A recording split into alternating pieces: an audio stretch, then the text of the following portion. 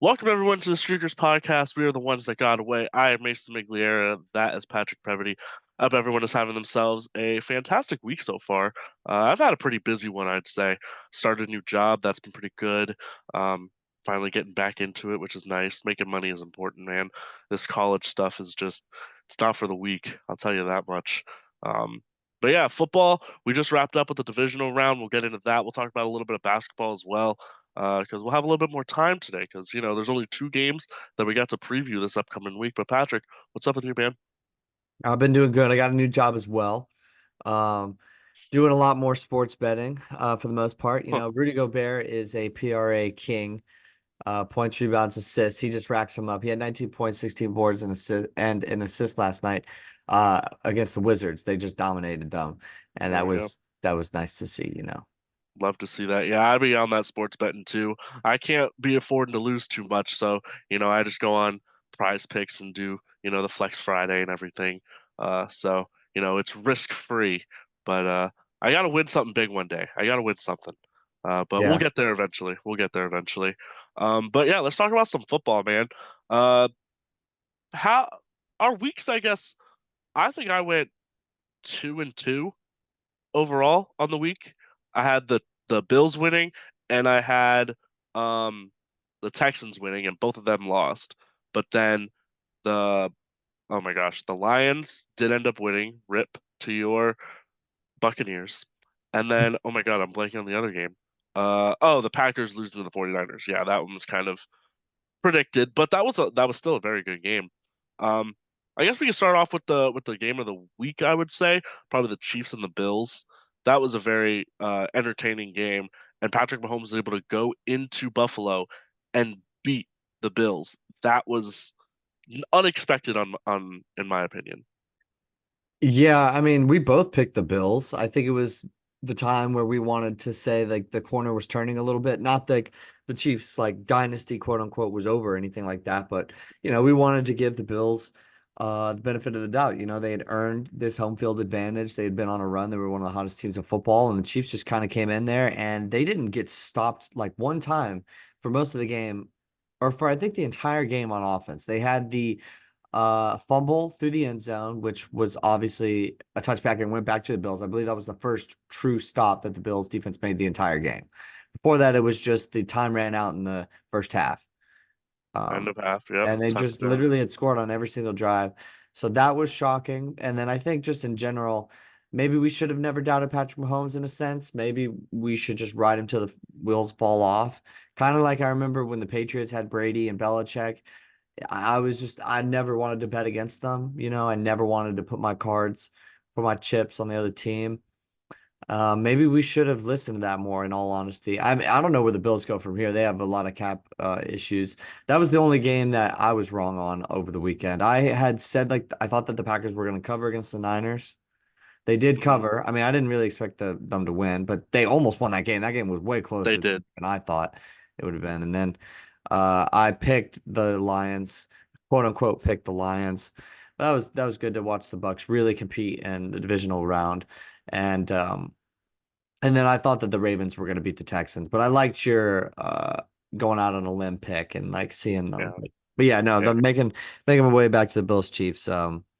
Do you think, and I'm just throwing this out there because I thought that this was a really good question, and you could talk about the game and how much you've and what your other takeaways were, but do you think that Josh Allen is truly ever going to make it to the Super Bowl? There's a I think he lot. I think he can. He has the ability to. I don't know what the issue is. I mean, in this game, his numbers are nothing outstanding. I mean, 26 to 39, 186 yards, one touchdown, no turnovers, no interceptions. The thing he still and he ran the ball well. He had 12 carries, 72 yards, two touchdowns himself. I think he's capable of getting there. I just I don't know. I don't see why he can't. I mean, Patrick Mahomes, listen, what he's done in his short career, I guess it's only been what, 7 years, 8 years, something like that.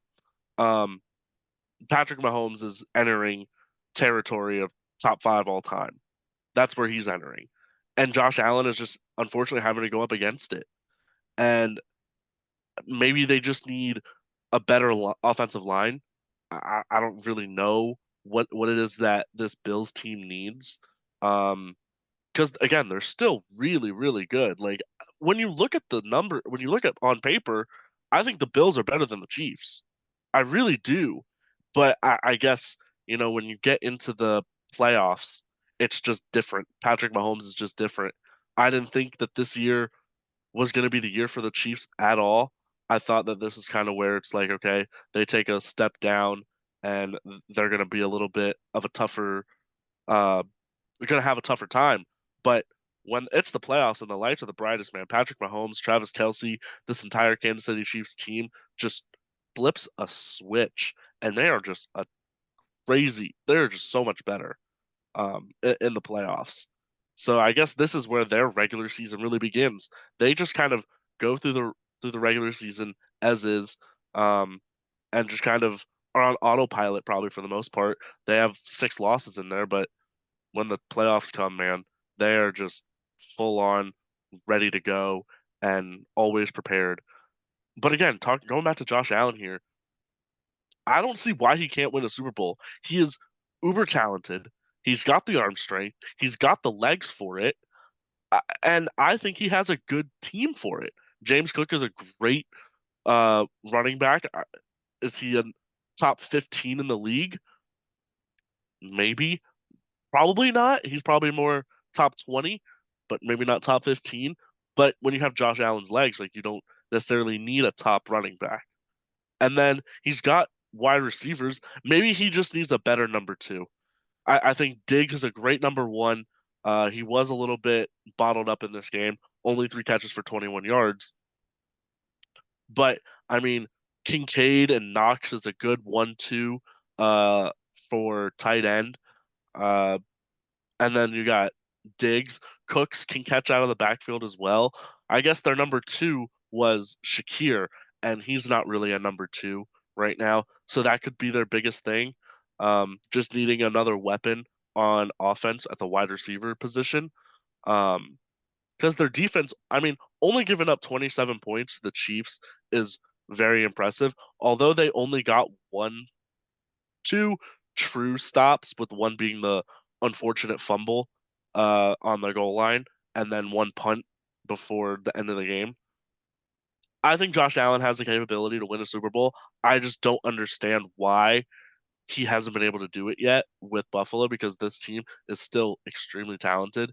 And I guess this kind of I think this was their last shot right now, because as you said, the cap is they're well over it. Josh Allen is expected to make, I think, like close to 50 million next year.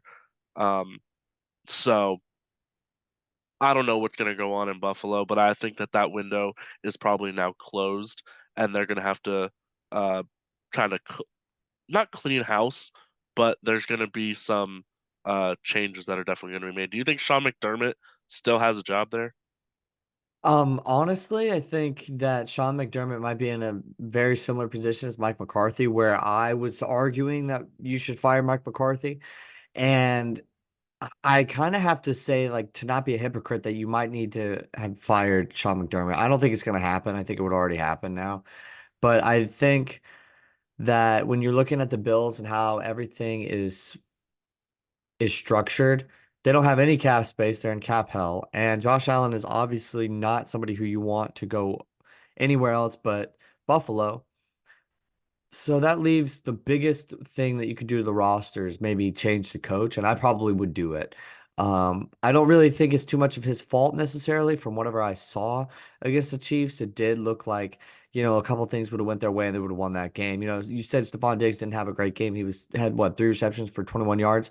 I mean, he dropped that one long, long pass, and like that could have been caught. Obviously, that could have been a touchdown potentially. But it just didn't turn into anything, and I believe that was a drive that they didn't score on. So that, among other things, Shakir, you said it. He was kind of their number two during the playoff game, and I would say that that is dangerous territory. He's not that good, in my opinion, to really handle that sort of workload. And he also got injured and somehow rose from the dead to come back in and make a play. He definitely got rocked pretty hard. There were some there was some chatter just about like that concussion test anyway. But I would say like for the Bills, you probably will want a different voice in the house, especially if you got players like maybe potentially Stephon Diggs who are getting frustrated. Hmm. Um, Yeah, yeah. I see what you're saying. It would be again. I think Sean McDermott has done a fine job. It's just he hasn't even been able to get over that hump. And I guess we do have to talk about it. The missed kick that kind of changed the entire game there. Tyler Bass, he's been one of the best kickers in the NFL for a couple of years now. Um, those elements were still very tough. It was very cold. I'm sure it was super windy as well. I'm not putting that on him. Um, the whole team could have done something different. They still could have scored. Uh, Diggs could have caught that ball, that deep shot. There were multiple deep shots that were taken. I think one to Diggs, and then I think two of them to Trent Sherfield. That all three were dropped. Um, so all three of those things could have turned the game around. You can't blame the kicker, man. Uh, he and death threats were sent to him. That's absolutely absurd. It's literally just a game. Like at the end of the day, these are people too. They're just playing a game, and it's not like you don't need to be sending the dude death threats. Um, but you know, shit like that's gonna happen, and it sucks when it does, but it is gonna happen. So I'm not blaming Tyler Bass at all for that. It sucks. Someone has to be blamed, and who knows? Even if he makes that kick, who knows if they go on to win the game? Because all it would have done was tie it. So then we would have had another overtime situation. That could have been Yeah, crazy. that could have been a mess. I mean, I agree. I don't like to blame the kicker at all. Like, I think what you're saying about the weather conditions is right. I mean, it just kind of hooked, and it just is what it is. Like, it's just, I think Bills fans maybe were more sensitive because of the wide right call more than anything else, and it just brought back flashbacks, and you want to just go straight on and blame the kicker. But this team had a lot of opportunities though. Despite not being able to get a stop on defense, they did get bailed out after the crazy DeMar Hamlin punt, um, fake punt call. Like that was absurd. That I mean, I almost want to think that if the Chiefs didn't fumble it through the end zone on the next possession, that Sean McDermott would have already been fired. I don't Yeah. know who made that play call or who made that decision, but that would have been one of the all-time bad playoff calls if it had not been overshadowed by the next drive being a Kansas City fumble, and then on top of that, you have the kick and the other storylines that are with it. I will say, I mentioned Peyton Manning for Lamar Jackson a little bit last week when we previewed these games, and Lamar Jackson seems to have gotten that monkey a bit off of his back. Now we're in the AFC Championship game with the Ravens, and I believe they're favored.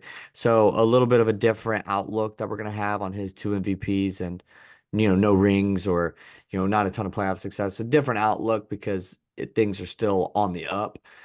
But when it comes to this Josh Allen versus Patrick Mahomes, this does remind me a lot of the like Tom Brady, Peyton Manning at the very beginning.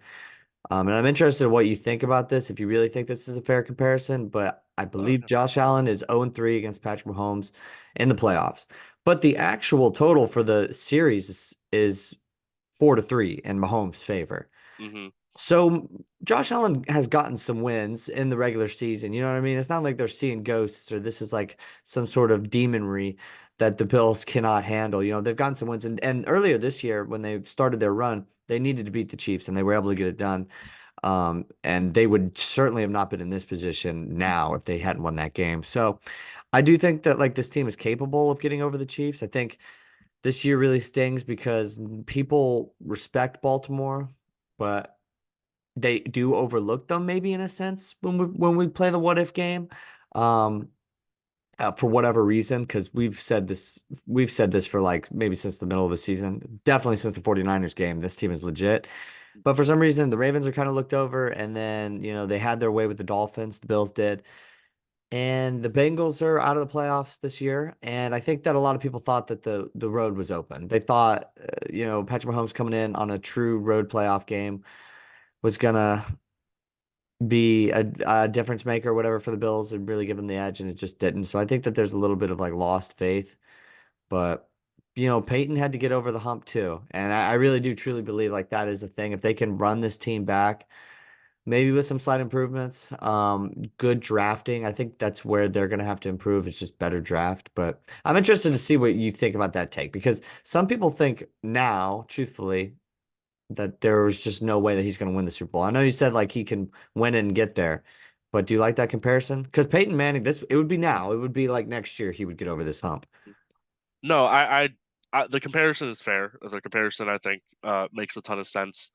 They're two very elite quarterbacks. One of them uh, has got Super Bowls, uh, a legendary coach as well behind him, um, and a great team around him. The other one has a great team, a good team, and he's going to be a very legendary quarterback, I think, at the end of everything. And I can see him winning at least one Super Bowl, Josh Allen. I see him winning at least one, if not two. Will it be with the Bills? I don't know.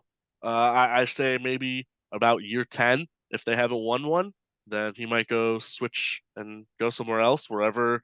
Who knows where we'll be in a couple years? Like, who's going to need that quarterback? Who's going to need a whatever? So I'm not even going to predict like where he would be going. But I would say by year 10, if he hasn't won it in Buffalo, he might do like a Matthew Stafford type thing and go somewhere that's like all you need is a quarterback. Everything else is set. And then I guess go into the part of the Bills where they just need to draft better. That's very fair. Um, Granted, they've been in the playoffs and they've been relatively deep in the playoffs every year, so they don't have that like really top draft pick. But you gotta, work with what you got. Either you trade a bunch to get a higher draft pick, or you just draft really well where you're at in the mid to late 20s, and you work with what you got. So we will see what happens with Josh Allen and the Buffalo Bills over the coming weeks. But we got to talk about the Chiefs and their opponent this week. We got the Baltimore Ravens. They kind of took care of business at home against the Texans. I don't think there's very much to talk about here. I think the biggest thing for me was the fact that Mark Andrews did not go. I thought that was very shocking. I thought he was going to play, but he ended up not playing. Didn't look like any rust at all for the Baltimore Ravens. They were kind of in control this entire game. They did go into halftime tied, so it was like, oh shit, like we gotta take this a little seriously. And they ended up the defense didn't give up any points. CJ Stroud and the Texans, they put up a good fight. They had a great season, exceeded expectations immensely. But this Baltimore Ravens team was just a little bit too much for them, I think. And yeah, Yeah, I agree. I mean, this Baltimore Ravens team, I think they're probably the Super Bowl favorites right now among the four teams that are still left. And you're right. I think they just kind of outclassed the Texans. The Texans were a good story, but similar to maybe what would have happened with the Bucks versus potentially like the Chiefs or the Niners or something like that, or even the Bills. A team that was really fully equipped with a super high ceiling would have done the same thing to them. So I'm not really faulting the Texans too much. And respect the Lions. They have a high ceiling too. Just some of these other teams feel like they can get to another gear. But yeah, for the Ravens, uh, as far as Ravens Chiefs goes, I think I'm gonna go with the Ravens in all honesty. I know I just said earlier, wanna don't want to bet against Patrick Mahomes, not gonna be on the wrong side of history, not gonna be on the other side of that. Um, but I do think that the Ravens just have something different about them, have that extra gear that I think really entices me. And the Chiefs couldn't really stop the run against Josh Allen. They overall, I think there was some chatter about how the run game kind of slowed down as the game progressed. But for the most part, Josh Allen had 72 rush yards on 12 carries. And I just don't see the Chiefs stopping Lamar Jackson if they can't stop Josh Allen like that, you know? And I know Lamar Jackson's more of a finesse runner and different type of running style than Josh Allen, but if I'm the Chiefs, I'm worried about that. I mean, obviously you need a QB spy, but I just think that the Ravens match up well too, on top of just having such a great resume that I can't deny. I do think that the Ravens do match up well against the Chiefs. I listen, I've doubted the Chiefs, I think, the entire playoffs. Obviously, I doubted them against the Dolphins, but that was like just, the fandom in me. And then I really thought that the Bills were going to be able to take them out. Man, with Patrick Mahomes, what he's able to do in the playoffs, man, I just I have such a hard time going against him right now. No, I mean, I feel that. I feel that. Like I'm in the same boat. Like I almost don't want to pick the Ravens, but I uh-huh. just cannot ignore the big wins that they've gotten this year. This everything that they put on tape. I mean, the Dolphins played the Chiefs tough, but that was still a game that the Chiefs led the whole way. Still their Hmm. ball game. But the Bills did show, I thought, that they were beatable. And I think with a more competent defense, a healthier defense, I think that you truly can stop the Chiefs. The Chiefs defense is really also where it comes down to. Hmm. And they didn't really control everything that the Bills did. And I thought that was interesting. And I believe that was the first game that the Chiefs had won this entire year where the other team scored more than 20 points. They had previously been 0 for 4 with that mark. And they've also never given up more than 30 points in a game the entire year. I do think that like the Ravens are a team that can break both of those stats. I think so too. I I'm just trying to think. I guess with Mark Andrews back, that's going to help for sure because he will be back. Uh, you know, the the Ravens do have a very elite defense. I don't know if you saw the quote Patrick Queen said when asked about going up against an elite quarterback like not Josh Allen, Patrick Mahomes. He said, "Yeah, he's good. He's a good quarterback, but you know, we're an elite defense. So he has to go up against us. It's not us going up against him. It's him going against us, and that's a really good mentality to have um, for this team. But I I think, think yeah, I was gonna say I just be uh, careful. You're playing with fire there, but yeah, I like yeah, the mentality. it's true. He is playing with. They are playing with fire. You gotta say, you got that uh Jason Kelsey, uh, you know, mantra with him. He was going crazy there in Buffalo, jumping out of the stands or jumping out of the suite into the stands, shirt off, chugging beers, just being that guy. So he'll probably be doing the same kind of thing there in Baltimore. But I think I'm gonna go with the Chiefs. I think they're gonna go. They're gonna. They're on a very good run right now. Um, I think that uh, Patrick Mahomes is just gonna trump uh, Lamar Jackson, and I it just feels like that time for the Ravens. They're so high up there. They're ready to cross that, and I think Patrick Mahomes is gonna be the one to go in there and be like, nope, never mind. You're not that guy. I'm that guy. So that's what I think. Can't argue with that, in all honesty. All right, well, we'll move into my unfortunate loss this weekend, Bucks Lions. And we can also talk about how Canales just took the Carolina Panthers job. And he is not the OC anymore for the Tampa Bay Buccaneers. This game was probably one of the most interested I had been in a Bucks game in a while. Like I'd obviously separate the Tom Brady Bucks years. This was one of my favorite teams to watch, and this week was one of my favorite games to watch because I almost felt like we had a better shot at beating the Lions than we did the Eagles when it was leading up to the game, Hmm. despite everything that was going on with the Eagles. So I remember just watching this with bated breath, and there were some things that disappointed me and other things that made me proud. I'll start with the things that made me proud first. We'll start it off on a positive note. I truly do believe that this team behind Baker Mayfield is in contention for the NFC South next year again. Obviously, now we got through the tough year that was our cap situation. I believe we had like 80 million over the cap or something like some ridiculously absurd number like that. Just couldn't make any moves, but we were able to get through it. And then also just Dave Canellis, I think it shows since now that he's going to the Panthers, which I think is a great hire for the Panthers. I thought it was a year early. I didn't think that he was going to get hired, but I think it's a great hire.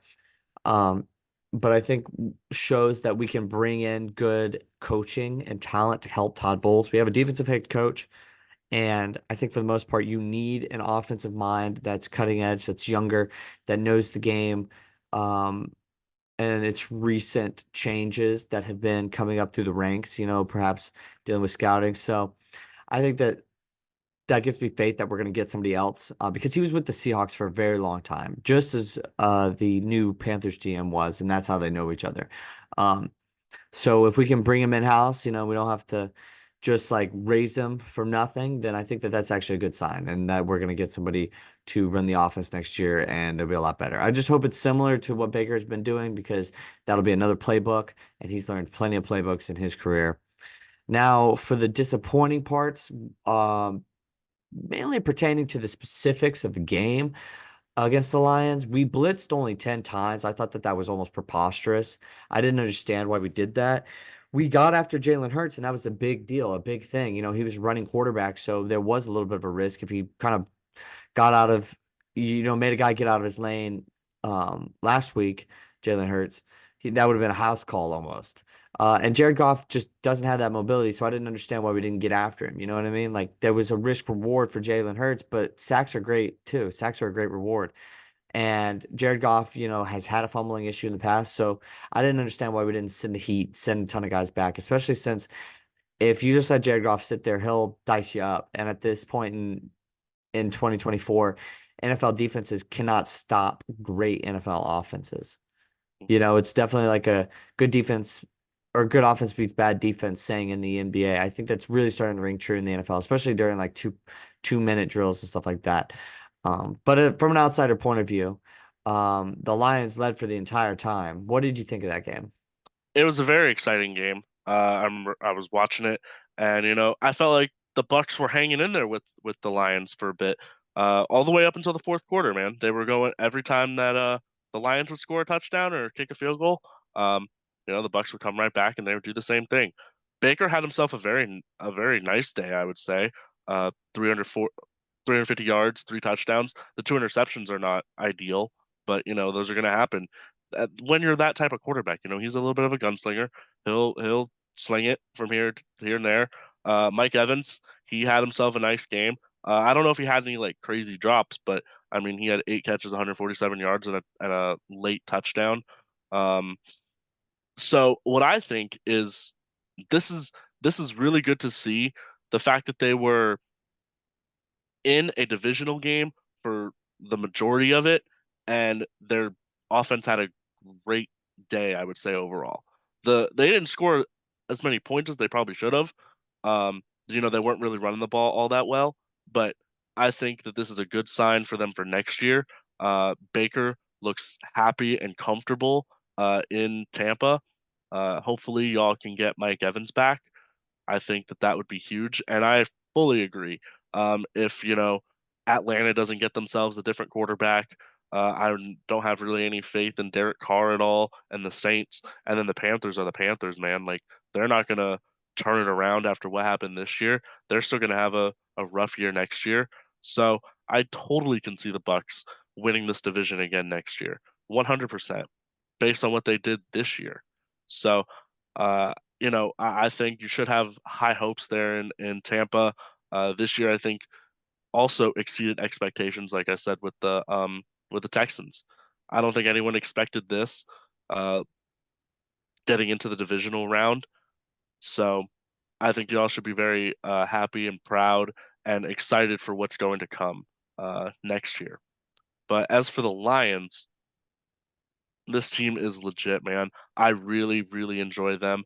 They're the team that I'm probably going to be rooting for the rest of the way. I guess that kind of gives away my pick for who's going to win between them and the 49ers. But yeah, I really like Gibbs and Montgomery. That tandem back there for them is pretty lethal, I would say, because they're two different styles.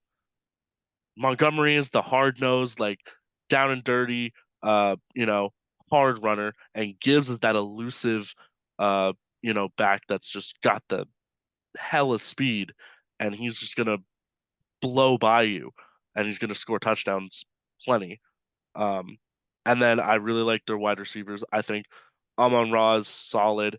And then I think their number two is like Josh Reynolds ish, which isn't great, but it's not terrible. Him and Goff have a great connection, I would say. So that's very important. And then, I mean, I guess our number two really would be Laporta. He's been fantastic the entire season. So, and I don't see that stopping against the 49ers this week. So, I really like this Lions team. If they can kind of just shore it up on defense a little bit and not give up as many points, I think that they'll be in a good position. I think this week they're going to definitely need to stop the run with Christian McCaffrey. I think they can get away with letting the wide receivers. Um, I they just need to focus on the run and focus on Christian McCaffrey because I think that they can do enough to stop Brock Purdy and the rest of the wide receivers there um, in San Francisco. So I guess that kind of gives away what I was going to do for later, but we'll still talk about it. Honestly, that's fine. I'm okay with making the picks right now. I'm picking the Ravens to beat the Chiefs. Hmm. And I'm picking the Niners to beat the Lions, and I'll explain why. I think that Aiden Hutchinson can have a really good game. I know Wirfs is dealing with an injury, I believe, and obviously Deebo Samuel could potentially be out. I think Richardson, or excuse me, Hutchinson would have to get after Brock Purdy so much that it might be too much. But I still think Aiden Hutchinson's going to make his presence felt. It just might not be enough. He might need that 11 to 12, 13 level game rather than his usual 9 out of 10s. Hmm. Um, and then as far as just the 49ers offense goes, I really do think that they need Deebo Samuel to put up a ton of points just to help Brock Purdy because the one thing you want to take advantage of is the Lions secondary. And to not be able to do that or not be able to truly do that would really hurt the 49ers offense, in my opinion. Brandon Ayuk is a great downfield target. You know what I mean? And Hmm. Deebo Samuel, great run after the catch, and George Kittle. They got so many weapons. And this Lions defensive backfield is just not that great. But for the most part, they will be able to benefit if Deebo Samuel won't be able to go. Because then they'll be able to kind of reallocate everybody. And I think that that's like a big factor. But I'm under the impression that they will play, and I'm taking the Niners. But I That's think that this could be close too, and I think that the Lions could cover again. So, I mean, I guess we could move into the Packers and the San Francisco game. I mean, I don't know how this game was so close. The Packers, I said that they were going to be prepared regardless, uh, and they definitely were. They had a shot at winning the game. They were very very close.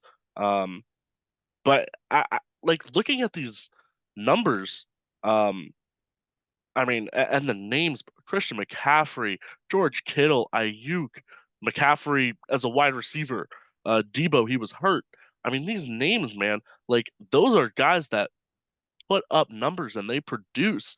I don't understand why how they're only getting 24 points against the Packers when the Packers they weren't that fantastic of a defense the entire year. Um, and then the San Francisco defense, I think, is one of the best in the NFL. So, the Lions do have a tall task ahead of them, but I do think that they are going to be able to overcome it. And also, I know why you're picking both the Niners and the Ravens. It's because the logo, man. The logo. You're going with that. Yeah, this Do is you something think I saw this the other day. Like I was like I had no idea that this was like actually building steam, but there are people who believe this. I don't believe it. Sports is not scripted, man. Like I don't understand how. Like I don't get why. Isn't it? It's being held in Vegas this year, right? Hmm. Like, what made them pick like purple and like reddish as their colors? Like, what does Vegas have to do with those colors? I don't get that. Well, Vegas is pretty colorful, I guess. I don't know. I have no idea what those colors might have anything to do with Vegas. I just think that well, I'll say this: if Damar Hamlin had a house call on that Bills fake punt, that would have been scripted. That would have been too good to be true. If he had Yeah. went down and scored a touchdown or something like that. Hmm. Um, but moving back to like the Packers and Niners, yeah, I don't know why that game was so close. I had a gut feeling that it could be. Jordan Love did not take care of the football as well as he should have last week, and he ended up throwing two picks after having just such a great touchdown interception ratio for the last half of the year, something Hmm. absurd. And Dre Greenlaw actually picked him off both times, and he hadn't had an interception the entire season. So I thought that that was interesting. Sometimes big time players make big time plays in big time games, Yep. and he certainly did. So I can't really say that I mean, I'm on the Jordan Love bandwagon, but I also gotta say, like, I gotta respect this 49ers defense. You know, they're gonna get it done no matter what. If they're healthy and if Brock Purdy's playing decently well, this 49ers team will beat you. I think it's just plain and simple as that. It can be plain and simple as that. But when you look at our picks, you got the Ravens and you got the 49ers. I got the Chiefs and the Lions. That would be a rematch of the week one game, the opening game of the season, which would be very, very interesting. That's another storyline that could be something that develops. So lots of football still left to play, lots of things to be decided. And I'm very much looking forward to it. But now it is time for us to move into the NBA. What's been going on? You got some news and notes coming out of the NBA? Yeah, this has been a pretty wild week for the NBA. I know you know more about the Kyle Lowry trade. Hmm. Um, So I'll leave you to say something about that, but I'll circle back to it in a second. The Milwaukee Bucks fired their head coach, and now their head coach is Doc Rivers. I would say, first of all, congratulations on the second round exit, Milwaukee. This was my championship team. This was my finals team, and I think I'm just disappointed just because it seemed like neither of the stars were divas, Giannis or Damian Lillard, and it just kind of ended that way, where this looks like a player firing where the players just weren't enjoying his coaching style or they didn't trust him anymore or his voice got stale really quickly. It's one of those things, but they decided to bring in Doc Rivers. And I think there's a level of comfortability with that. But I would say for the most part, I cannot believe that they made this move. I'm so shocked. I believe they were 30 and 13 at the near the top of the East, maybe at the top. And I just don't see it. I haven't seen or heard of a coach with this good of a record get fired so soon. You know, we're not even to the All-Star break. So I am very, very, very surprised with that. Yeah, I don't know what. Wait, what was the reason? Was there a reason? I think that there was like some players that were not comfortable with the way that he coached. I think that that's what it was, but I don't think that there was any legal troubles or anything like that. I think it was just simply like, man, he just really didn't get along with too many of the players. That's crazy. I mean, sitting at 31 and 13, number two in the Eastern Conference. That's wild to me. Um, yeah, I mean, congrats on the second round exit. You're right, Doc Rivers. I don't d like how does Doc Rivers just get handed that job? That just got handed to him. It's like, oh, we need someone. You, you know what you're doing. Wasn't he on TV? Yeah, he was on TV. I don't know why Doc Rivers keeps getting these jobs, if I'm being completely honest, because he just gets bounced early in the Uh-huh. playoffs, and it gets super frustrating. I mean, I can't imagine Yeah. being a fan of one of these teams that he's coaching because it just seems like he just doesn't exactly elevate the level of play. He just Yeah. makes sure that, yeah, sure, this team is going to be there in the second round. They're not going to lose in the first round, but dang, he doesn't really like elevate them into like championship contenders, in my opinion. It's just not like that anymore. He did it when he was on the Celtics, but man, those Clippers teams were always meh.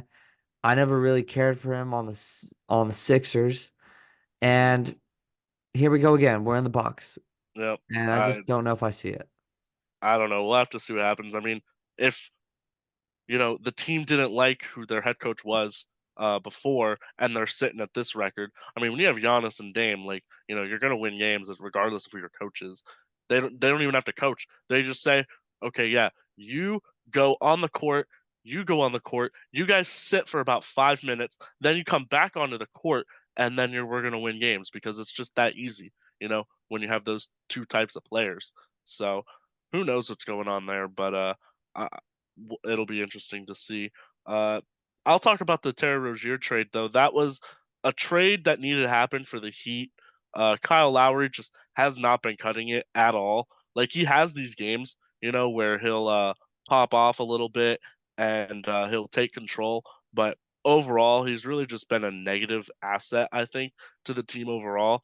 And Terry Rozier, I think he will be a very good asset for the Heat. The Heat are on a 4-game losing streak right now. They've kind of been struggling a bit, but I think he'll be a good piece off the bench. He'll get plenty of minutes. He already played yesterday and scored, or he only scored 9 points in about 29 minutes of play, which isn't that good. But he hasn't gotten into the scheme yet. Like he needs a little bit longer. I'll give him about a week for it. Um, so I think this is a very good trade for the Heat.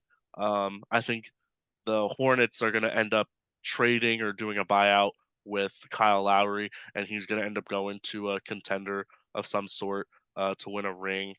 So, you know, thank you, Kyle Lowry, for your services, but it just wasn't anything too crazy or what we would have really wanted. Yeah, Kyle Lowry never really did like find his footing completely with the Nuggets, so that's or excuse me, with the Heat, so that's kind of disappointing. But he did have like some good moments against the Nuggets in the playoffs or in the finals. So there's that. You know, that'll be kind of maybe the extent of his career with them. And then I believe he had some good games in the conference finals, right, against the Celtics. Yeah, he did. He had a Yeah, couple of like them in there. he had just a couple of them. Yeah. I think that this trade is really good for the Heat, though. They Terry Rozier came off the bench last night, and he was a part of the Miami Heat team that did lose to the undermanned Memphis Grizzlies.